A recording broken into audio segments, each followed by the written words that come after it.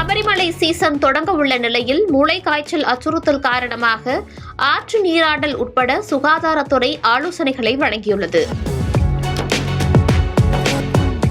சபரிமலையின் வருடாந்திர புனித யாத்திரை நவம்பர் 17ஆம் தேதி தொடங்க உள்ள நிலையில் கேரள சுகாதாரத்துறை பக்தர்களுக்கு ஒரு அறிவுறுத்தலை வெளியிட்டுள்ளது.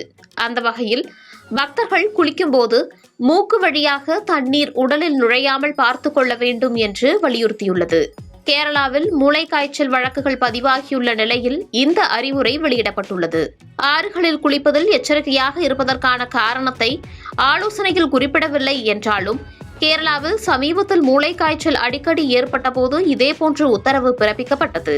அதோடு மருத்துவ சிகிச்சையில் உள்ள பக்தர்கள் தங்கள் மருத்துவ பதிவுகள் மற்றும் மருந்துகளை எடுத்து செல்ல வேண்டும் என்றும் புனித யாத்திரைக்கு தயாராகும் போது வழக்கமான மருந்துகளை நிறுத்தக்கூடாது என்றும் வலியுறுத்தியுள்ளது.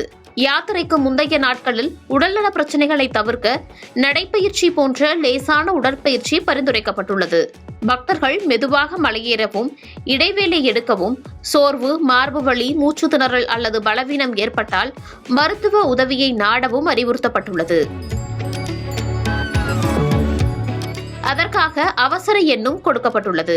பக்தர்கள் கொதிக்க வைத்த தண்ணீரை மட்டுமே குடிக்கவும், சாப்பிடுவதற்கு முன் கைகளை கழுவவும், கழுவப்பட்ட பழங்களை உட்கொள்ளவும், பழைய அல்லது திறந்த வெளி உணவை தவிர்க்கவும் அறிவுறுத்துகிறது. அதேபோல திறந்த வெளியில் மலம் கழிப்பது தடை செய்யப்பட்டுள்ளது. குப்பைகளை நியமிக்கப்பட்ட தொட்டிகளில் மட்டுமே அப்புறப்படுத்த வேண்டும். பாம்புக்கடி ஏற்பட்டால் பக்தர்கள் உடனடியாக மருத்துவ சிகிச்சை பெறுமாறும் அறிவுறுத்தப்பட்டுள்ளது. மருத்துவக் கல்லூரிகளைச் சேர்ந்த மருத்துவர்கள் மற்றும் பயிற்சி பெற்ற தன்னார்வ சுகாதார பணியாளர்கள் புனித யாத்திரை பாதைகளில் நிறுத்தப்பட்டுள்ளதாக சுகாதாரத்துறை அமைச்சர் வீணா ஜார்ஜ் ஒரு அறிக்கையில் தெரிவித்துள்ளார். பம்பாவில் 24 மணி நேர கட்டுப்பாட்டு மையம் செயல்படும். மலையேறும்போது ஏதேனும் அசௌகரியத்தை அனுபவிக்கும் பக்தர்கள் அருகிலுள்ள சுகாதார மையத்தில் உடனடியாக சிகிச்சை பெற அறிவுறுத்தப்படுகிறார்கள்.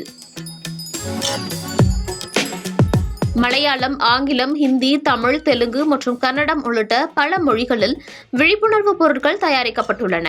மேலும் அவரது கூற்றுப்படி திருவிதாங்கூர் வாரியத்துடன் ஒருங்கிணைந்து விரிவான மருத்துவ வசதிகள் ஏற்பாடு செய்யப்பட்டுள்ளதாக குறிப்பிடப்பட்டுள்ளது. பம்பாவிலிருந்து சன்னிதானம் செல்லும் பாதையில் அவசர மருத்துவ மையங்கள் அமைக்கப்பட்டுள்ளன. மேலும் கோனி மருத்துவக் கல்லூரி அடிப்படை மருத்துவமனையாக செயல்படும்.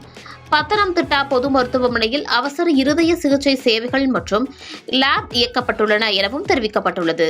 சன்னிதானம் மற்றும் பம்பா இடையே சிறப்பு ஆம்புலன்ஸ் சேவையும் இருக்கும் என்று அமைச்சர் கூறியிருக்கிறார். அனைத்து மருத்துவமனைகளிலும் வெண்டிலேட்டர்கள் மற்றும் இதய கண்காணிப்புகள் பொருத்தப்பட்டிருக்கும். பம்பாவில் முழுமையாக பொருத்தப்பட்ட ஆய்வக வசதிகள் செயல்படும்.